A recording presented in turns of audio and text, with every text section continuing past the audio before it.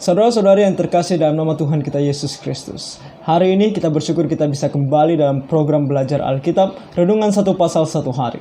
Nah, hari ini kita akan merenungkan firman Tuhan dari kitab Kejadian pasalnya yang ke-24. Ini adalah sebuah firman Tuhan yang memberikan kita contoh, terlebih kepada anak-anak muda yang belum menikah, yang sedang mencari pasangan hidupnya, dan juga kepada para orang tua yang mungkin sangat peduli dan begitu mengkhawatirkan tentang pasangan hidup bagi anak-anaknya. Apa yang harus kita lakukan? Nah, firman Tuhan ini memberikan kita contoh bagaimana seorang beriman seperti Abraham melakukannya ketika dia mencari menantu bagi dirinya, yaitu istri bagi anaknya Ishak. Nah, sebelum kita mendengarkan atau merenungkan firman Tuhan ini, mari kita sama-sama menyanyikan lagu nomor 230 dari KPPK yang berjudul Ku Tahu Ia Sedia Jalan Bagiku. Ini salah satu lagu yang saya suka ketika saya masih di tempat kuliah. Dan dalam KPPK ini dituliskan dalam bahasa Indonesia satu ayat dan bahasa Inggris satu ayat.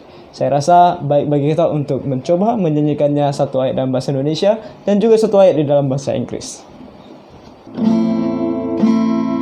Ku tahu ya sedia jalan bagiku,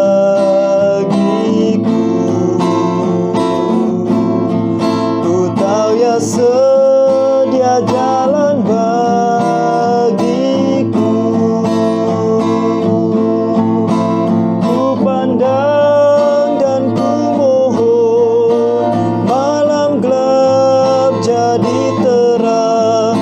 Ku tahu dia sedia jalan bagiku.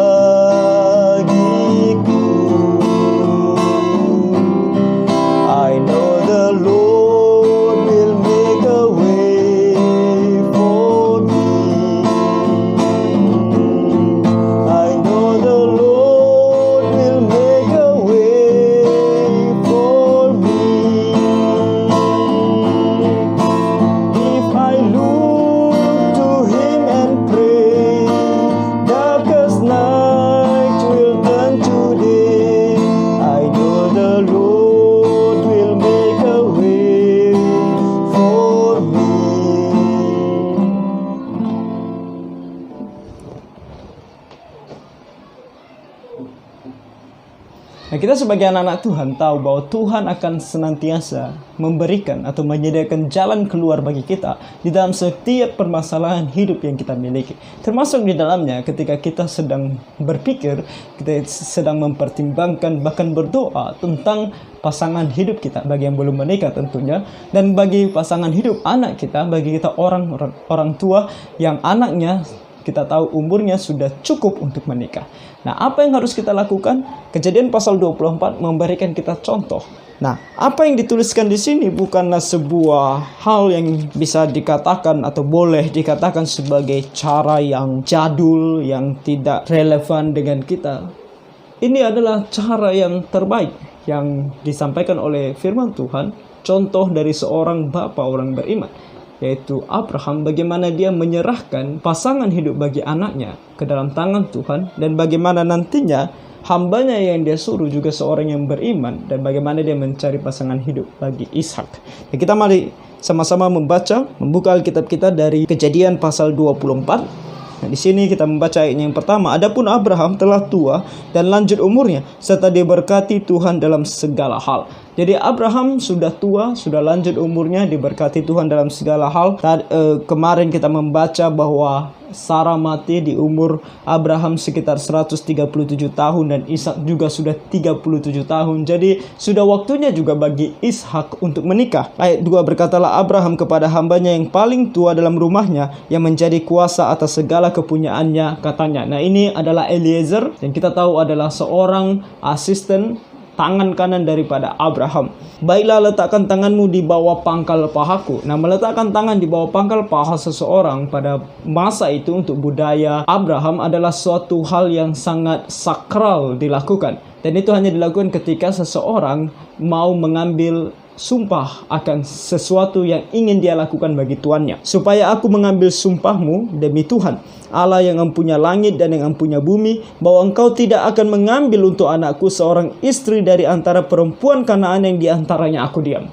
Saudara-saudara, prinsip yang pertama yang kita bisa lihat di sini tentang bagaimana mencari pasangan hidup, baik itu bagi diri kita sendiri maupun bagi anak kita atau bagi orang atau saudara kita yang kita kenal, adalah prinsip yang pertama, orang itu tidak boleh berasal dari agama lain. Ini jelas di dalam Alkitab. Selalu diungkapkan kepada kita, tidak boleh menikah dengan orang yang tidak percaya kepada Tuhan Yesus. Bagi kita orang Kristen, syarat pertama untuk menikah adalah calon pasangan hidup kita harus percaya kepada Tuhan Yesus dulu. Dan di sini kita melihat ini bukan pada saat momen ketika mau menikah, tetapi ketika mencari, yang dicari itu harus yang percaya kepada Tuhan. Kalau dikatakan yang Kristen saja tidak cukup. Karena banyak orang mengatakan diri Kristen tetapi tidak sungguh percaya kepada Tuhan. Kita bisa melihat nanti bagaimana Ribka diberikan kesempatan untuk memilih, mengikut atau tidak. Abraham ingin dia menikahkan anaknya kepada perempuan yang tidak berasal dari bangsa yang tidak percaya kepada Tuhan. Bangsa Kanaan tidak percaya kepada Tuhan. Mereka menyembah berhala, mereka tidak menyembah Allahnya Abraham. Tetapi dari keluarganya dia tahu, mereka mendengar tentang Allahnya Abraham, dan dia akan memastikan bahwa orang tersebut akan percaya kepada Allahnya Abraham. Makanya Abraham mengatakan bahwa kamu jangan sekali-kali di sini untuk anakku seorang istri dari antara perempuan Kanaan yang diantaranya aku diam. Karena mereka tidak percaya kepada Tuhan. Nah, di dalam firman Tuhan jelas sekali dan terus akan diperkatakan, diungkapkan kepada kita. Orang Kristen tidak boleh menikah dengan orang yang tidak percaya kepada Tuhan Yesus. Dan itu fix. Tuhan tidak suka kepada kita yang menikah dengan orang yang tidak percaya kepada Tuhan. Jadi jangan bilang aku mau dia Tuhan, aku senang kepada dia, aku cinta kepada dia, dia yang memperhatikan aku, dia begitu baik kepada aku, tapi dia tidak percaya kepada Tuhan. Kamu mau berdoa dengan air mata darah pun di hadapan Tuhan, Tuhan tidak akan pernah merestui akan hal itu. Karena di dalam firman Tuhan juga dikatakan janganlah menjadi pasangan yang tidak seimbang. Nah, di sana tentu itu adalah ayat yang sebenarnya mengungkapkan tentang bagaimana kita berhubungan atau di dalam pelayanan terhadap orang-orang yang tidak percaya kepada Tuhan. Tidak ada hubungan pelayanan antara kita yang Kristen dengan orang yang tidak Kristen, tetapi juga lebih lagi bisa diaplikasikan kepada kita yang mau menikah, pasangan yang tidak seimbang, yang tidak sesuai dengan kehendak Tuhan. Jadi makanya di sini kita diajarkan seperti ini. Di ayat keempat, tetapi engkau harus pergi ke negeriku dan kepada sanak saudaraku yang mengambil seorang istri bagi Ishak anakku. Jadi dia berkata jangan ambil dari negeri yang dimana orang-orangnya tidak percaya kepada Tuhan, melainkan pergilah dari sanak saudaraku yang pernah mendengar tentang Tuhan dan percaya kepada Tuhan. Dari mereka lah kamu harus mencari pasangan atau istri bagi anakku Ishak. Dan itu harus menjadi prinsip kita ketika kita mencari pasangan hidup, yaitu kita harus mencari dari keluarga Kristen kita. Makanya lebih baik mencari pasangan hidup di gereja, di mana orang Kristen ada di sana. Dan kita harus menyeleksi orang Kristen yang seperti apa. Tidak ada jodoh di hadapan Tuhan yang menentang firman-Nya. Itu bukan jodoh, walaupun kita bisa menikah dengan dia. Karena Tuhan memberikan kita kehendak bebas. Tetapi kehendak bebas kita tidak berarti bahwa itu disetujui oleh Tuhan. Itu bisa karena Tuhan membiarkan kita di dalam murkanya, di dalam kemarahan, di dalam dosa. Sehingga nanti kita akan tahu penghukuman daripada dia.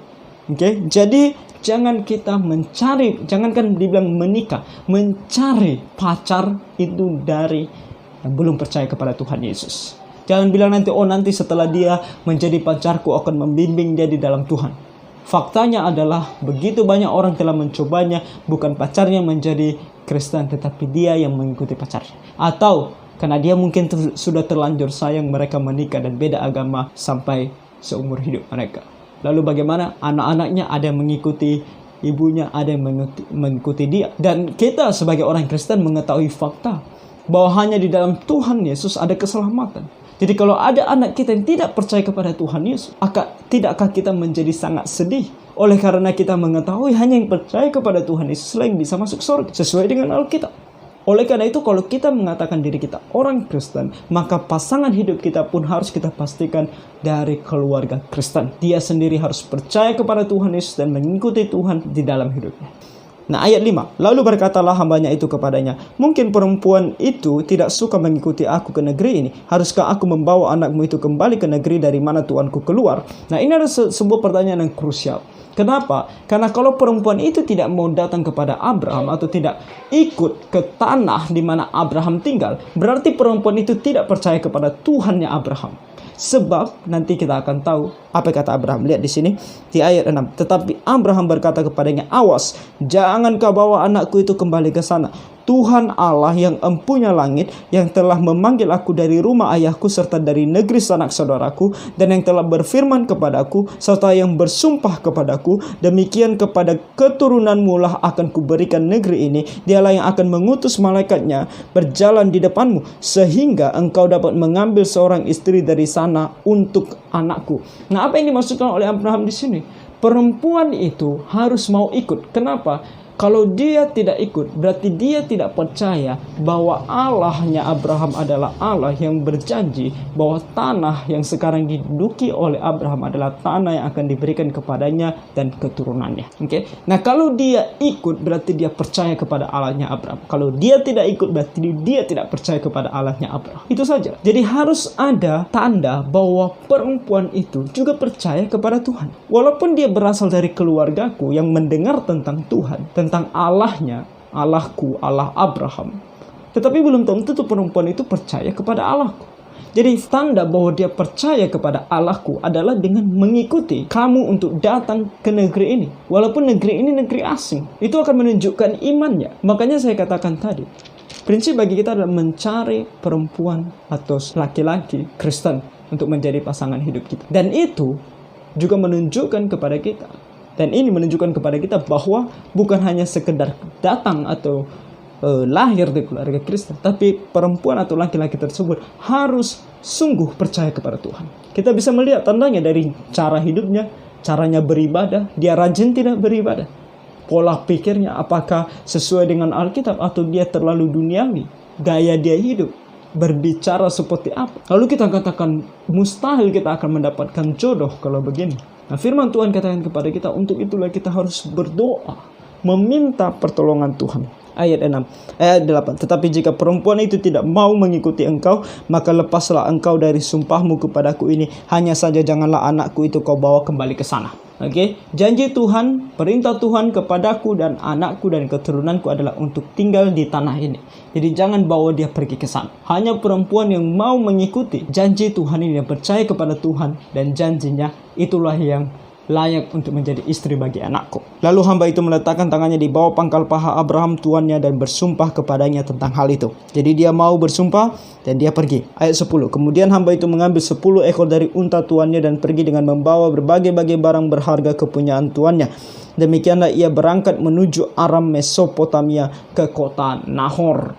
Nah, Nahor, kota Nahor adalah tempat di mana Abraham sebelum dia masuk ke tanah Kanaan tinggal terlebih dahulu ketika ayahnya meninggal. Kita masih ingat cerita itu? Dia kembali ke sana karena di sanalah ada keluarganya Abraham. Dan dia membawa banyak perhiasan. Ini budaya mereka, yaitu ketika kamu melamar seseorang, kamu harus membawa pemberian-pemberian kepada mereka. Ayat 11. Di sana disuruhnyalah unta itu berhenti di luar kota dekat suatu sumur pada waktu petang hari, waktu perempuan-perempuan keluar untuk menimba air.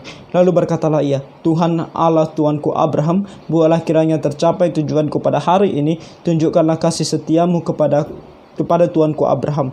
Di sini aku akan berdiri di dekat mata air, dan anak-anak perempuan penduduk kota ini datang keluar untuk menimba air. Kiranya terjadilah begini, anak gadis, kepada siapa aku berkata, tolong miringkan buyungmu itu supaya aku minum, dan yang menjawab, minumlah, dan unta-untamu yang akan kuberi minum, dialah kiranya yang kau tentukan bagi hambamu Ishak. Maka dengan begitu akan ku ketahui bahwa engkau telah menunjukkan kasih setiamu kepada tuanku itu. Nah, di sini Eliezer meminta tanda, suatu hal yang di luar dugaan dan tentunya akan sulit untuk terjadi. Sebab apa yang diminta adalah sesuatu hal yang sangat luar biasa, sulit untuk dilakukan atau sulit untuk didapatkan dari siapapun yang ada di sana. Karena dia katakan adalah, aku akan menjejarkan untaku di sini, di dekat sumur ini, dan perempuan yang memberikan aku minum. Dan bukan hanya memberikan aku minum, tapi dia juga bilang, aku akan juga memberikan unta-untamu minum. Dialah perempuan tersebut. Nah, kita tahu berapa banyak unta bisa minum. Satu unta bisa meminum air sebanyak 25 galon. Dan perempuan rela untuk mengambil air sebanyak 25 galon bagi satu unta. Dan 10 unta 250 galon. Jadi di sini kita melihat bahwa syarat kedua untuk menjadi pasangan yang tepat bagi kita adalah dia harus berotot dan kuat. Saya bercanda ya, tidak mesti berotot dan kuat. Kalau Ribka ya dia sepertinya harus sangat kuat ya untuk melakukan hal tersebut. Tetapi yang paling penting di sini poinnya adalah tentang bagaimana Eliezer meminta pertanda daripada Tuhan, menyerahkan kepada Tuhan untuk memilihkan bagi Ishak pasangan baginya.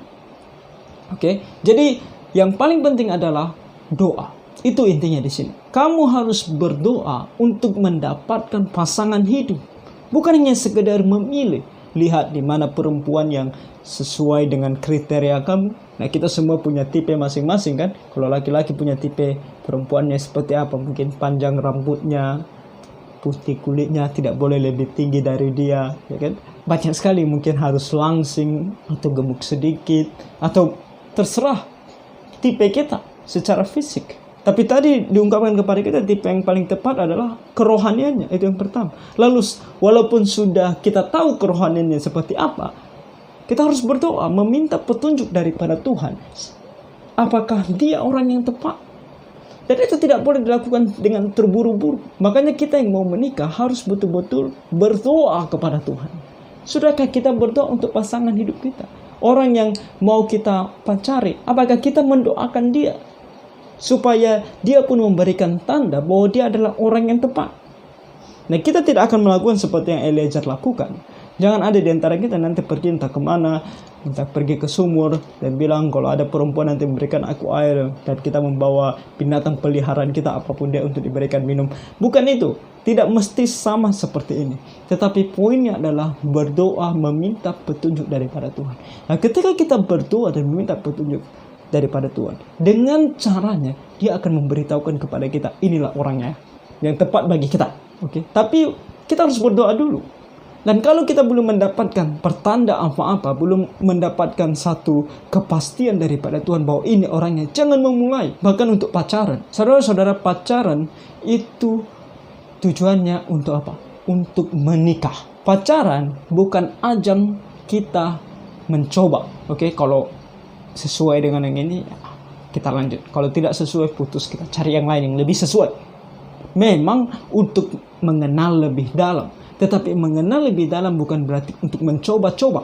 Maka kita harus berdoa. Karena tujuan dari pacaran adalah untuk menikah. Maka bagi kita yang mau mulai pacaran, pastikan dulu orang yang mau kita pacari adalah kehendak Tuhan bagi kita atau tidak. Tapi bagi kita orang Kristen, satu hal yang harus kita sadari. Kita mau mengenal orang itu sampai sejauh apa? Baru kita mau menikah dengan dia. Kalau dia adalah kehendak Tuhan bagi kita, sudah kita kenal atau belum kita kenal, dia akan menikah dengan kita. Dan kita menikah dengan dia. Jadi mau pacaran atau tidak pacaran pun, kalau dia adalah orang yang dikehendaki oleh Tuhan, kita akan menikah dengan dia. Lalu kenapa kita harus terburu-buru mencari pacar sana sini tanpa berdoa kepada Tuhan?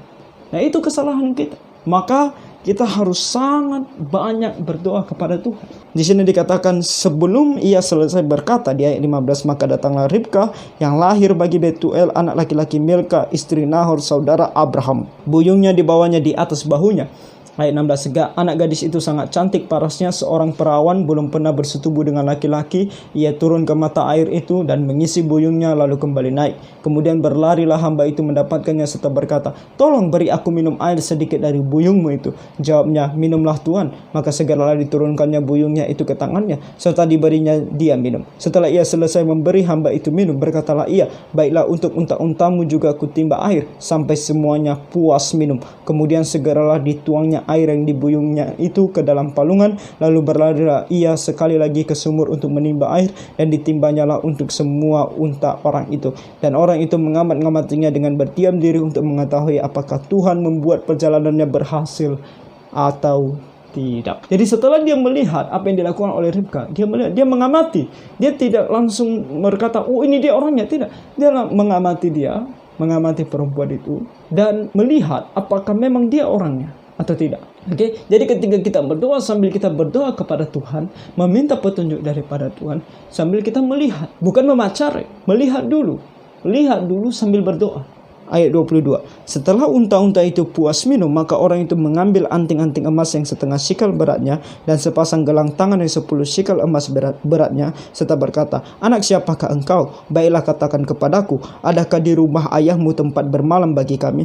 Lalu jawabnya kepadanya, ayahku Betuel, anak Milka yang melahirkannya bagi Nahor.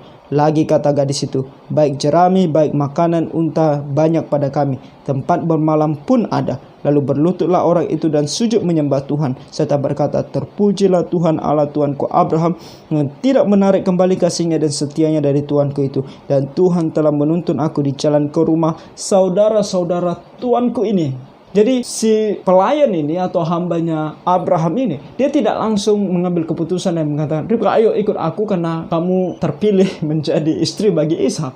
Tidak, tetapi dia mengkonfirmasi lagi. Dia dari keluarga mana? Sebab semuanya harus sesuai dengan kriterianya tadi, bahwa harus dari keluarga dari saudaranya Abraham. Dan di sini si hamba ketika dia bertanya, dia sangat bersyukur kepada Tuhan, sebab Tuhan begitu memimpin langkah kakinya sehingga dia betul mendapatkan perempuan yang sesuai dengan doanya, yang juga sesuai dengan kriteria atau doa dari Abraham tuannya, yaitu seorang yang dari keluarganya sendiri yang mengenal Tuhannya Abraham. Maka ketika kita berdoa, Tuhan akan memberikan kita jalan keluar. Masalah terbesar kita adalah tidak sabar akan petunjuk dan pimpinan daripada Tuhan. Makanya kita yang mencari pasangan hidup, jikalau mau kehidupan keluarga kita penuh dengan sukacita di dalam Tuhan, maka kita harus sungguh-sungguh mencari seorang yang percaya kepada Tuhan dan juga mencari petunjuk daripada Tuhan di dalam doa sambil bersabar menanti jawaban daripada Tuhan. Saatnya tiba ketika Tuhan katakan kamu menikah, Tuhan akan memberitahukan kepadamu siapa orangnya. Ayat 28. Berlalulah gadis itu pergi menceritakan kejadian itu ke rumah ibunya. Ribka mempunyai saudara laki-laki namanya Laban. Untuk pertama kalinya diperkenalkan kepada kita Laban, yang nantinya akan berperan sangat penting dalam kehidupan anaknya Ribka. Laban berlari keluar mendapatkan orang itu ke mata air tadi. Sesudah dilihatnya anting-anting itu dan gelang pada tangan saudaranya, dan sesudah didengarnya perkataan Ribka saudaranya yang bunyinya, begitulah dikatakan orang itu kepadaku. Ia mendapatkan orang itu yang masih berdiri di samping unta-untanya di dekat mata air itu, dan berkata, marilah engkau yang diberkati Tuhan, mengapa engkau berdiri di luar, padahal telah kusediakan rumah bagimu dan juga tempat untuk unta-untamu. Sedikit perkenalan tentang Laban sudah memberitahukan kepada kita karakter Laban, betapa cintanya dia akan uang. Nanti kita akan lihat, bahkan di dalam berhubungan dengan keponakannya sendiri, yang dia cari cuma satu, keuntungan, uang, uang, dan uang. Laban di sini bagi adiknya sendiri Ribka yang dipikirkan adalah uang. Ayat 32. Masuklah orang itu ke dalam rumah, ditanggalkanlah pelana unta-unta, diberikan jerami dan makanan kepada unta-unta itu, lalu dibawa air pembasuh kaki untuk orang itu dan orang-orang yang bersama-sama dengan dia. Tradisi mereka ketika mereka masuk ke dalam rumah, tetapi ketika dihidangkan makanan di depannya, berkatalah orang itu, aku tidak akan makan sebelum kusampaikan pesan yang kubawa ini. Jawab Laban, silakan. Nah, sifat yang kita lihat dari hambanya Tuhan ini adalah dia seorang yang giat, dia seorang yang percaya kepada Tuhan. Dia bukan seorang yang bermalas-malasan. Dia bukan seorang yang senang dengan menunda-nunda pekerjaannya. Di sini dia dihidangkan makan. Saya percaya perjalanannya begitu jauh pasti sangat melelahkan. Seharusnya dia istirahat sebentar dan menikmati makanannya. Tidak, dia tidak melakukan itu. Dia mau memastikan dulu segala hal dari pekerjaannya selesai, baru dia bisa berleha-leha dan bersantai-santai. Di sini dia katakan, aku tidak makan dulu sebelum kusampaikan apa yang harus kusampaikan. Ayat 24, di sini dia mengulangi apa yang terjadi. Ayat 34 sampai 49. Lalu berkatalah, ya aku ini hamba Abraham. Tuhan sangat memberkati tuanku itu sehingga ia telah menjadi kaya. Tuhan telah memberikan kepadanya kambing domba dan lembu sapi, emas dan perak, budak laki-laki dan perempuan, unta dan keledai. Dan Sarah, istri tuanku itu sesudah tua telah melahirkan anak laki-laki bagi tuanku itu. Kepada anaknya itu telah diberikan tuanku segala harta miliknya. Tuanku itu telah mengambil sumpahku. Engkau tidak akan mengambil untuk anakku seorang istri dari antara perempuan Kanaan yang negerinya kudiami ini. Tetapi engkau harus pergi ke rumah ayahku dan kepada kaumku untuk mengambil seorang istri bagi anakku. Pertama, dia memberitahukan terlebih dahulu Allahnya Abraham. Bagaimana Allah telah memberkati Abraham. Dan sekarang dia memberitahukan bagaimana Abraham mau menaati Allahnya yang telah menolong dia, yang telah memberkati dia. Itu dengan mencarikan anak bagi dia dari keluarga yang percaya kepada Tuhan. Ayat 39, jawabku kepada Tuanku itu, mungkin perempuan itu tidak mau mengikut aku. Tetapi katanya kepadaku, Tuhan yang di hadapannya aku hidup akan mengutus malaikatnya menyertai engkau dan akan membuat perjalananmu berhasil, sehingga engkau akan mengambil bagi anakku seorang istri dari kaumku dan dari rumah ayahku. Oke, dia memberitahukan detail ini supaya keluarganya Ribka dan Ribka sendiri mendengar dan dia tahu apa yang harus dia lakukan. Ayat 42, dan hari ini aku sampai ke mata air tadi, lalu kataku.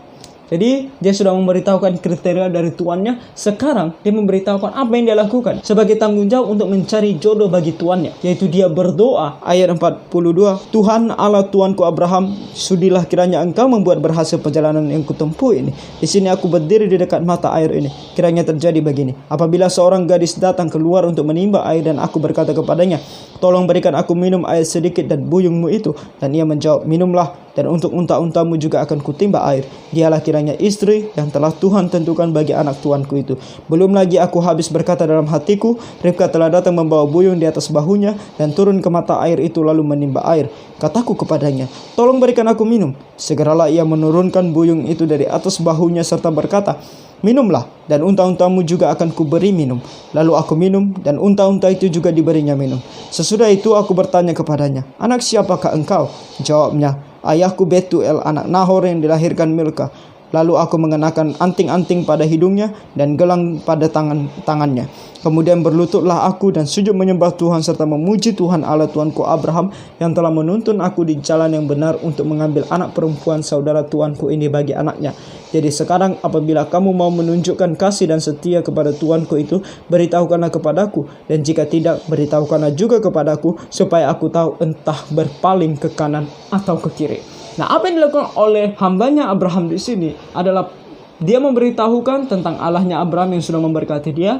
Dia memberitahukan bagaimana Abraham mau menaati Tuhan dengan mencari pasangan bagi Ishak dari keluarganya sendiri yang percaya kepada Tuhan. Dan ketiga, dia memberitahukan bahwa aku sudah berdoa dan Tuhan menjawab doaku. Dan sekarang dia meminta mereka untuk memutuskan apakah mereka setuju dengan hal ini atau tidak. Nah, kita mungkin berpikir yang namanya dijodohkan adalah sesuatu dalam pikiran kita seperti Siti Nurbaya yang dijodohkan dan tidak mempunyai pilihan. Di dalam Alkitab, ini adalah contoh bagaimana Tuhan memimpin Abraham untuk menjodohkan anaknya, tetapi tidak memaksa si perempuan. Si perempuan harus juga memikirkan dan bertanya, berdoa untuk memutuskan apakah dia mau menerima si laki-laki. Tidak sembarangan, tidak, karena di sini kita lihat bahwa Tuhan sudah berkati Abraham. Abraham sudah memiliki kriterianya, hambanya sudah berdoa dan mereka berdoa supaya didapatkan perempuan, dan mereka melihat langsung, oh ini perempuannya, bahkan tepat sesuai dengan doanya. Oh, dia harus mau, apapun yang terjadi dia harus mau. Nah, itu yang salah. Dia harus setuju baru dia menikah. Kalau si perempuan tidak setuju, semua ini batal. Jadi ini adalah sebuah hal